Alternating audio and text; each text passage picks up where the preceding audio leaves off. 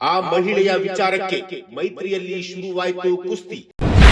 H D. ರೇವಣ್ಣಗೆ ಮಾತಾಡೋ ಅಧಿಕಾರವಿಲ್ಲ ಎಂದಿದ್ದೇಕೆ ಅಶೋಕ್ ಮಾತಿನಿಂದ ಮೈತ್ರಿ ಮುರಿದು ಬೀಳುತ್ತಾ. ನಮಸ್ಕಾರ ವೀಕ್ಷಕರೇ, ಸುಪ್ರೀಂ ಟಿವಿ ನ್ಯೂಸ್ಗೆ ಸ್ವಾಗತ. ನಾನು ಅಶ್ವಥ್. ವೀಕ್ಷಕರೇ, ಕಳೆದ ಒಂದು ತಿಂಗಳಿಂದ ರಾಜ್ಯ ರಾಜಕಾರಣದಲ್ಲಿ ಸಿಕ್ಕಾಪಟ್ಟೆ ಡೆವಲಪ್ಮೆಂಟ್ಗಳು ಕೂಡ ಆಗ್ತಿರುವಂತಹದ್ದು.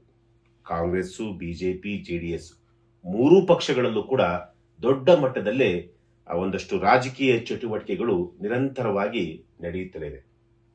ಈಗ ಜೆಡಿಎಸ್ ಹಾಗೂ ಬಿಜೆಪಿ ಮೈತ್ರಿ ಪಕ್ಷವಾಗಿರುವಂತಹ ಈ ಎರಡೂ ಪಕ್ಷದಲ್ಲಿ ಒಂದಷ್ಟು ಕೋಲಾಹಲ ಸೃಷ್ಟಿಯಾಗುವಂತಹ ವಾತಾವರಣಗಳು ಸೃಷ್ಟಿಯಾಗಿವೆ ಅಂತ.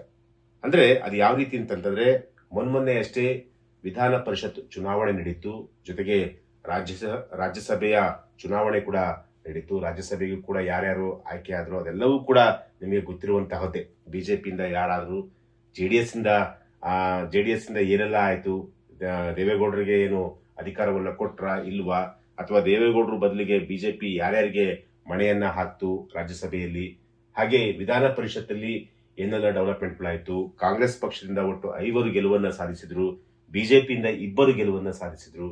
ಆದ್ರೆ ಜೆಡಿಎಸ್ ಇಂದ ಒಂದೂ ಕೂಡ ಗೆಲುವಾಗಿಲ್ಲ. ಸೊ ಇದೆಲ್ಲವೂ ಕಳೆದ ಸುಮಾರು 2-3 ದಿನಗಳಿಂದ ಅಥವಾ ಒಂದು ವಾರದಿಂದಲೂ ಕೂಡ ನಡೆದುಕೊಂಡು ಬಂದಿರುವಂತಹ ವಿಚಾರಗಳು. ಆದ್ರೀಗ ಮೈತ್ರಿ ಪಕ್ಷದಲ್ಲಿ ಒಂದಷ್ಟು ಅಪಸ್ವರಗಳು ಅಥವಾ ಕುಸ್ತಿ ಅಥವಾ ಒಂದಷ್ಟು ಮುನಿಸು ಇದೆಲ್ಲವೂ ಕೂಡ ಶುರುವಾಗಿರುವಂತದ್ದು.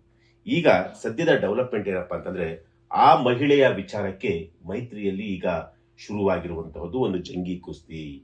ಎಚ್.ಡಿ. ರೇವಣ್ಣ ಮಾತಾಡುವಂತಹ ಅಧಿಕಾರ ಇಲ್ಲವೇ ಇಲ್ಲ ಅಂತೇಳಿ ವಿಪಕ್ಷ ನಾಯಕರಾಗಿರುವಂತಹ ಬಿಜೆಪಿ ಹಿರಿಯ ಮುಖಂಡರಾಗಿರುವಂತಹ ಅಶೋಕ್ ಅವರು ಈಗ ಕಡ್ಡಿ ತುಂಡಾಗಿ ಹೇಳಿರುವಂತಹ ಮಾತು, ನಮ್ ಸೀಟು ನಮ್ಮಿಷ್ಟ, ನಾವ್ ಯಾರಿಗ್ ಬೇಕಾದ್ರೂ ಕೊಡ್ತೀವಿ, ನಾವ್ ಯಾರನ್ನ ಬೇಕಾದ್ರೂ ಆಯ್ಕೆ ಮಾಡ್ಕೊಂತೀವಿ, ಅದನ್ನ ಕೇಳೋದಕ್ಕೆ ನೀವ್ಯಾರು ಅನ್ನೋ ಒಂದು ಅರ್ಥದಲ್ಲಿ ಈಗ ಅಶೋಕ್ ಅವರು ಪ್ರತಿಕ್ರಿಯೆಯನ್ನ ಕೊಟ್ಟಿರುವಂತಹದ್ದು.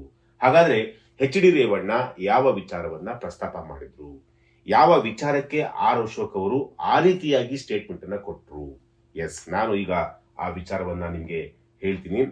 ಬಿಜೆಪಿ ಹಾಗೂ ಜೆಡಿಎಸ್ ಅಲ್ಲಿ ಯಾವುದು ಸರಿ ಇಲ್ಲ ಅನ್ನೋದಕ್ಕೆ, ಎಲ್ಲವೂ ಕೂಡ ಉಲ್ಟಾ ಪಲ್ಟಾ ಅನ್ನೋದಕ್ಕೆ ಇದೊಂದು ಜಸ್ಟ್ ಎಕ್ಸಾಂಪಲ್ ಅಂತ ಅಂದ್ರೂ ಕೂಡ ತಪ್ಪಾಲಿಕ್ಕಿಲ್ಲ. ಅಂದ್ರೆ ಕುಮಾರಸ್ವಾಮಿ ಅವರು ಹೇಗಾದ್ರೂ ಮಾಡಿ ಈ ಒಂದು ಮೈತ್ರಿಯನ್ನ ತೆಗೆದುಕೊಂಡು ಹೋಗ್ಬೇಕು, ಕೊನೆಯವರೆಗೂ ಉಳಿಸ್ಕೊಳ್ಬೇಕು ಅಂತೇಳಿ ಬಹಳ ಪ್ರಯತ್ನ ಕೂಡ ಪಡ್ತಾ ಇದಾರೆ.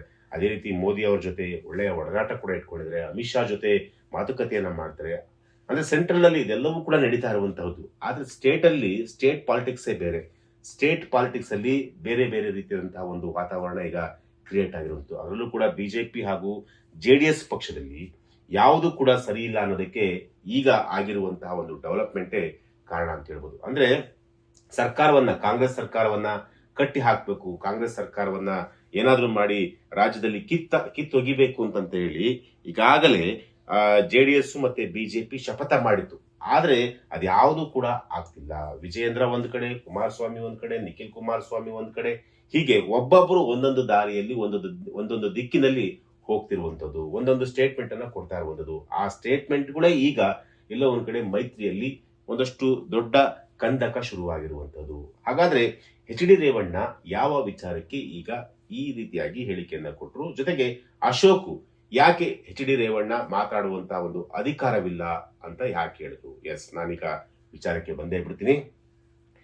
ಮಂಡ್ಯ ಮಾಜಿ ಸಂಸದೆ ಸುಮಲತಾ ಅಂಬರೀಷ್ಗೆ ಬಿಜೆಪಿ ರಾಜ್ಯಸಭಾ ಟಿಕೆಟ್ ನೀಡುವ ವಿಚಾರದಲ್ಲಿ ಭರವಸೆಯನ್ನ ನೀಡಿತ್ತು. ಮೊದಲು ಅಂದ್ರೆ ಮಂಡ್ಯ ಮಾಜಿ ಸಂಸದೆ ಆಗಿರುವಂತಹ ಸುಮಲತಾ ಅಂಬರೀಷ್ ಅವರಿಗೆ ಬಿಜೆಪಿ ಪಕ್ಷದಿಂದ ರಾಜ್ಯಸಭಾ ಟಿಕೆಟ್ಗೆ ನೀವು ಆಯ್ಕೆ ಆಗ್ತೀರಾ, ಅಥವಾ ರಾಜ್ಯಸಭಾ ಟಿಕೆಟ್ ಅನ್ನ ನಿಮ್ಗೆ ಕೊಡ್ತೀವಿ, ರಾಜ್ಯಸಭೆಯ ಮೆಂಬರ್ ಅನ್ನ ನೀವು ಮಾಡ್ತೀವಿ ಅಂತ ಹೇಳಿ ಬಿಜೆಪಿ ಒಂದು ಭರವಸೆಯನ್ನು ಕೊಟ್ಟಿತ್ತು.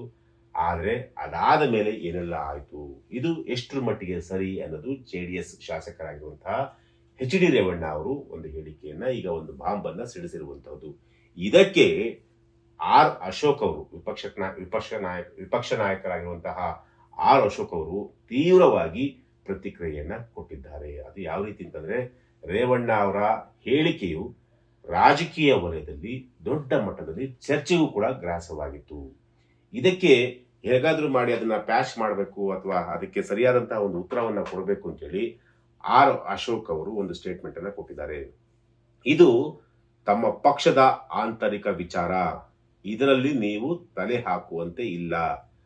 ಇದ್ರ ಬಗ್ಗೆ ಜೆಡಿಎಸ್ ಪಕ್ಷದ ನಾಯಕರಾದಂತಹ ಎಚ್ ಡಿ ರೇವಣ್ಣ ಆಗಲಿ ಅಥವಾ ಕುಮಾರಸ್ವಾಮಿ ಆಗಲಿ ಅಥವಾ ದೇವೇಗೌಡರಾಗಲಿ ಈ ತರ ಯಾವುದೇ ಹೊರಗಿನವರಾಗ್ಲಿ ಮಾತನಾಡುವಂತಹ ಒಂದು ಅಧಿಕಾರ ನಿಮಗೆ ಇಲ್ಲ ಅಂತೇಳಿ ಖಂಡ ತುಂಡವಾಗಿ ಈಗ ಆರ್ ಅಶೋಕ್ ಅವರು ರೇವಣ್ಣ ಅವರಿಗೆ ಮುಖಕ್ಕೆ ಹೊಡೆದಂಗೆ ಹೇಳಿರುವಂತದ್ದು. ಅಂದ್ರೆ ನಮ್ಮ ಪಕ್ಷ ನಮ್ಮಿಷ್ಟ, ನಾವ್ ಯಾರಿಗ್ ಬೇಕಾದ್ರೂ ಸೀಟ್ ಕೊಡ್ಕೊಂತೀವಿ, ಏನ್ ಬೇಕಾದ್ರೂ ಮಾಡ್ಕೊಂತೀವಿ, ಅದನ್ನ ಕೇಳುವಂತಹ ಒಂದು ನೈತಿಕತೆ ನಿಮ್ಗಿಲ್ಲ ಅನ್ನೋ ಒಂದು ಮಾತನ್ನ ಈಗ ಆರ್ ಅಶೋಕ್ ಅವರು ಎಚ್ ಡಿ ರೇವಣ್ಣ ಅವರಿಗೆ ಹೇಳಿರುವಂತಹ ಮಾತು. ಎಸ್, ಇದು ಬಿಜೆಪಿ ಯಾರಿಗೆ ಯಾರಿಗೂ ಕೂಡ ರಾಜ್ಯಸಭಾ ಟಿಕೆಟ್ ಅನ್ನ ಕೊಡುವಂತಹ ಒಂದು ಭರವಸೆಯನ್ನ ನೀಡಿರಲಿಲ್ಲ. ಜೊತೆಗೆ ಪಕ್ಷದ ನಿಯಮಾನುಸಾರ ನಾವು ನಮ್ಮ ನಿಷ್ಠಾವಂತ ಕಾರ್ಯಕರ್ತರಿಗೆ ಮಾತ್ರ ರಾಜ್ಯಸಭಾ ಟಿಕೆಟ್ ಅನ್ನ ನೀಡಿದ್ದೇವೆ. ಈ ನಿರ್ಧಾರ ಸಂಪೂರ್ಣವಾಗಿ ನಮ್ಮ ಪಕ್ಷದ ಆಂತರಿಕ ವಿಚಾರವಾಗಿದೆ. ರೇವಣ್ಣ ಅವರು ಈ ಕುರಿತು ಅನಗತ್ಯವಾಗಿ ಹೇಳಿಕೆಯನ್ನ ಕೊಟ್ಟು ಸ್ವಲ್ಪ ಗೊಂದಲವನ್ನ ಸೃಷ್ಟಿ ಮಾಡಿದ್ದಾರೆ. ರಾಜ್ಯಸಭಾ ಸ್ಥಾನಕ್ಕೆ ಮೊದಲು ದೇವೇಗೌಡರು ಮತ್ತು ಸದಾನಂದ ಗೌಡರ ಹೆಸರುಗಳು ಕೂಡ ಕೇಳಿ ಬಂದಿದ್ದವು. ನಂತರ ಮಂಡ್ಯದ ಮೇಡಮ್ ಅಂದ್ರೆ ಸುಮಲತಾ ಅವರ ಹೆಸರು ಕೂಡ ಕೇಳಿ ಬಂತು. ನಂತರ ಅವ್ರಿಗೂ ಕೂಡ ಟೋಪಿ ಹಾಕಿದ್ರು ಅಂತ ರೇವಣ್ಣ ಹೇಳಿದ್ರು. ಸೊ ಹಾಗಾಗಿ ಇವರ ಹೇಳಿಕೆ ಸಮಂಜಸವಾದಂತಹ ಹೇಳಿಕೆ ಅಲ್ಲ. ಈ ರೀತಿಯಾದಂತಹ ಹೇಳಿಕೆಯನ್ನ ಕೊಟ್ಟು ಗೊಂದಲವನ್ನ ನೀವು ಸೃಷ್ಟಿ ಮಾಡಬೇಡಿ ಅಂತೇಳಿ ರೇವಣ್ಣ ಅವರಿಗೆ ಕಡ್ಡಿ ತುಂಡಾಗಂಗೆ ಈಗ ಆರ್ ಅಶೋಕ್ ಅವರು ಸ್ಟೇಟ್ಮೆಂಟ್ ಅನ್ನ ಕೊಟ್ಟಿರುವಂತದ್ದು. ಅಂದ್ರೆ ಇಬ್ಬರ ಸ್ಟೇಟ್ಮೆಂಟ್ ಗಳಿಂದ ಈಗ ಮೈತ್ರಿಯಲ್ಲಿ ಮಹಾ ಬಿರುಕು ಮೂಡಿರುವಂತಹದ್ದು ಈಗ ಕಂಡು ಬರ್ತಾ ಇದೆ. ಯಾಕೆಂತಂದ್ರೆ ಕುಮಾರಸ್ವಾಮಿ ಅವರು ಬಹಳ ಸೂಕ್ಷ್ಮವಾಗಿ ಹೆಜ್ಜೆಯನ್ನು ಇಡ್ತಿದ್ದಾರೆ. ಎಲ್ಲೂ ಕೂಡ ಬಿಜೆಪಿಯವ್ರಿಗಾಗ್ಲಿ ಅಥವಾ ಅಮಿತ್ ಶಾ ಅವ್ರಿಗಾಗ್ಲಿ ಅಥವಾ ಮೋದಿ ಅವ್ರಿಗಾಗ್ಲಿ ಎಲ್ಲೂ ಕೂಡ ಒಂದು ಸಣ್ಣ ಒಂದು ಕಪ್ಪು ಚುಕ್ಕೆ ಬರದಂತೆ ನಮ್ಮ ಕಡೆಯಿಂದ ಅಂದ್ರೆ ಜೆಡಿಎಸ್ ಕಡೆಯಿಂದ ಯಾವುದೂ ಕೂಡ ಆಗಬಾರದು ಅನ್ನೋ ಒಂದು ದೃಷ್ಟಿಯಿಂದ ಬಹಳ ಸೂಕ್ಷ್ಮವಾಗಿ ಹೆಜ್ಜೆಯನ್ನ ಇಡ್ತಾ ಇದ್ದಾರೆ. ಆದ್ರೆ ಎಚ್ ಡಿ ರೇವಣ್ಣ ಅವರ ಹೇಳಿಕೆ ಇದೆಯಲ್ಲ, ಈ ಹೇಳಿಕೆ ಈಗ ಬಿಜೆಪಿ ಮತ್ತು ಜೆಡಿಎಸ್ ಅಲ್ಲಿ ಮೈತ್ರಿಯಲ್ಲಿ ಈಗ ಬಿರುಕು ಮೂಡಲಿಕ್ಕೆ ಕಾರಣ ಆಗಿರುವಂತದ್ದು. ಹಾಗಾದ್ರೆ ಈ ವಿಚಾರ ಇಲ್ಲಿಗೆ ಬಿಟ್ಟು ಬಿಡ್ತಾರ ಅಥವಾ ಮುಂದೆ ಏನಾದ್ರೂ ಹೇಳ್ಕೊಂಡು ಹೋಗ್ತಾರ, ಏನಾಗ್ಬೋದು? ಸೊ ಇದಕ್ಕೇನಾದ್ರೂ ವಿಜೇಂದ್ರ ಅವರು ಸ್ಟೇಟ್ಮೆಂಟ್ ಅನ್ನ ಮಾಡ್ತಾರ ಅಥವಾ ಕುಮಾರಸ್ವಾಮಿ ಏನಾದ್ರು ಸ್ಟೇಟ್ಮೆಂಟ್ ಅನ್ನ ಮಾಡ್ತಾರ ಗೊತ್ತಿಲ್ಲ. ಆದ್ರೆ ಈ ವಿಚಾರ ಇದೆಯಲ್ಲ, ಸುಮಲತಾ ಅವರ ವಿಚಾರವನ್ನ ಎತ್ಕೊಂಡು ರೇವಣ್ಣ ಅವರು ಕೊಟ್ಟಿರುವಂತಹ ಸ್ಟೇಟ್ಮೆಂಟ್ ಇದೆಯಲ್ಲ, ಇದು ಈಗ ಮೈತ್ರಿ ಪಕ್ಷದಲ್ಲಿ ಒಂದ್ ಸ್ವಲ್ಪ ಬಿರುಗಾಳಿಯನ್ನ ಹೆಬ್ಬಿಸಿರುವುದಂತೂ ಸತ್ಯ.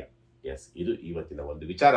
ನಾಳೆ ಮತ್ತೊಂದು ವಿಚಾರದೊಂದಿಗೆ ನಾನು ನಿಮ್ಮನ್ನ ಭೇಟಿ ಆಗ್ತೀನಿ. ನಿರಂತರ ಸುದ್ದಿಗಾಗಿ ನೋಡ್ತಾ ಇರಿ Supreme TV news. Thank you.